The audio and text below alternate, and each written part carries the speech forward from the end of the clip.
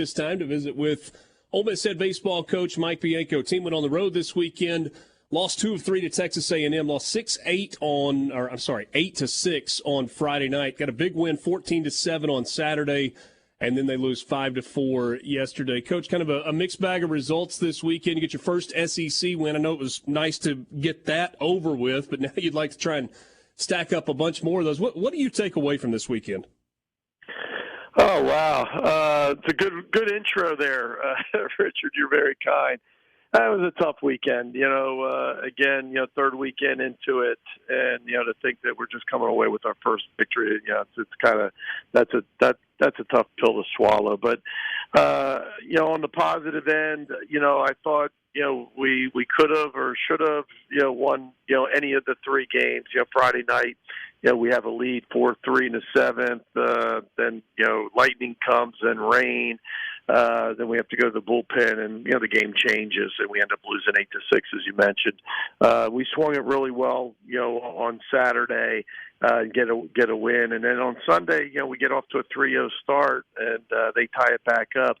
And then it just we kind of sat there offensively, didn't do much, and end up losing in a walk-off. So the good news is that we're good enough to win these games. We gotta do what it takes to win them.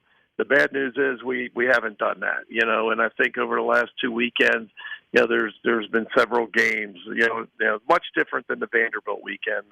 The last 2 weekends against Florida, against Texas A&M, I think we could have won any of the 6. Unfortunately, we only win one of them. You said after the game on Friday night that you were taking the blame for the pitch call on the grand slam, that you were trying to sneak a fastball in. This question isn't necessarily about that pitch, although I guess it kind of is. When you're building game plans and looking at your pitchers and hitters and trying to decide what to call and when to call it, how do you do that? Is it feel? Is it background scouting report stuff? Is it gut? Kind of walk me through that. I think it's all of that, and so basically what happens, especially let's just take it for example, a weekend series. One of the things that'll happen is I'll get video on their hitters, and I'll get them for the Friday night game from all their at-bats. We have access to all their at-bats, this year. Well, even, if we want to go back now as far as last year. But what we'll do is we'll try to find, some comparable pitchers to Jack Doherty. Right-handers that throw, low to mid-90s, slider, change-up type guys, higher three-quarter, arm slot. And I'll watch that video. I'll watch how other people attack them. I'll watch what works, which doesn't work. Chris Cleary does it along, not with me, but, obviously on another computer. And then we gather scouting reports, and then we look at the analytics. We look at, what they swing at first pitch. We look at what they hit better. Do they hit breaking balls better? Do they hit fastballs better?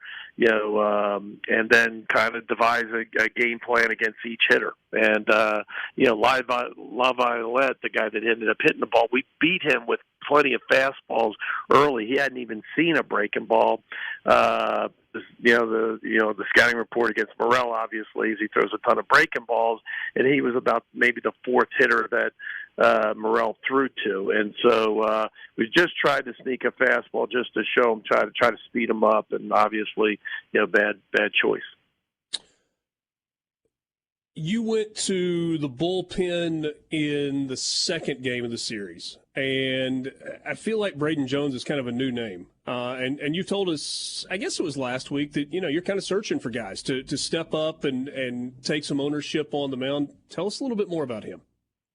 Well, Braden, is a redshirt freshman. He's pitched, and the reason that you probably aren't as familiar with him is, most of his appearances have been in the middle of the week, and but he's got good numbers. I'm sure he'd like his walk numbers to be a little bit lower, like just about everybody on our staff. But for the most part, his numbers are pretty good. But most of those outings have been against non-conference opponents. Well, he threw, I'm not sure, in the game canceled on Tuesday against Southern Miss, but threw well and looked good. And we knew that, he was probably the next name up in that situation. Early in the game before maybe you wanted to go to Morrell or Nichols later in the game, and brought him in and, throws a fastball low 90s and even threw some balls in the mid 90s, against Texas A&M. Really good slider. But the most impressive thing is, in a place that's maybe not the easiest to pitch, one of the tougher, opponents' parks that we play in the Southeastern Conference. He threw threw a lot of balls in a strike zone, 70% strikes with both his fastball and slider. So really impressive, and another piece that we're going to need. So really happy with it. Xavier Rivas had been kind of your most consistent guy over the last few weeks, maybe not as sharp yesterday. Was there anything different with him that you saw, or just kind of happened sometimes? It happens sometimes, and it really not as sharp. More because of strike percentage. He's one of those where when you look back at pitch per pitch, strike percentage wasn't bad, but he had some bad walks. He had he had one inning where he started with back-to-back walks. Those 2 runs scored. When he was in the zone, he was good. But unfortunately for him, he walked too many guys. He walked 5, ended up giving up 4 runs. Proud that he hung in there, because we needed him to hang in there and give us a little bit of length anyway. Pitched into the 6th. And so probably the first weekend in a long while, though, even though we got to pitch better, every starter, pitched into the 6th inning, the last weekend.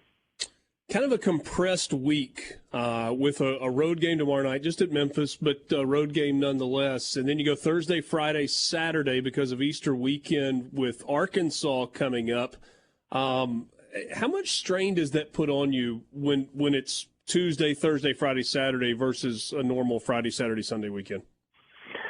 Well, for this staff, probably puts a lot more strain than normal, just in the sense that, we just don't have the depth this year with some injuries, and, we haven't pitched it as well. Obviously, we talk about that every weekend, or every Monday. But with Grayson Saunier, a guy that's, pitched, 5, Saturdays in a row for us going tomorrow night. Hopefully he can give us some length, and, we can, pitch it well on Tuesday.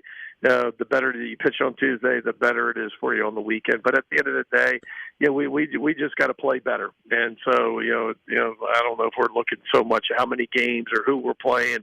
It's been a tough couple weeks. We need to get back in the win column tomorrow night.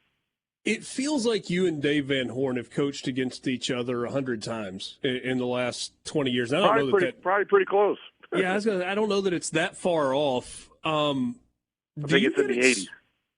Do you get excited about facing a guy who is as accomplished as he is? You've had your success. It's a series that's gone back and forth. There have been high-stakes games where, division title's been on the line, league title hanging in the balance, Omaha, College World Series, the whole deal. Does that excite you as a coach and as a competitor? I don't know if I would describe it as exciting, and I'm guessing he wouldn't, describe it as that as well. Probably not. Very competitive. I think probably a shared or mutual respect for one another. I mean, they're terrific, and they've been really, really good the last 4 years or so, and really for the 17, 18 years that Dave's been there. He's one of the, not only the best coaches in the country, but one of the best coaches over the last probably 25 years in college baseball. So we've had a lot of great weekend matchups with them, and obviously culminating last year and playing them 3 times in a College World Series. But they're really good, and again, I haven't looked at their stuff, but you watch them from afar, and they just continue to win and figure out how to different ways to win, and he's done a great job there. Get started on Thursday night at 6:30. First, though, it's Memphis tomorrow night at 6 on the road on campus, not at AutoZone Park, which is a little bit different. Mike,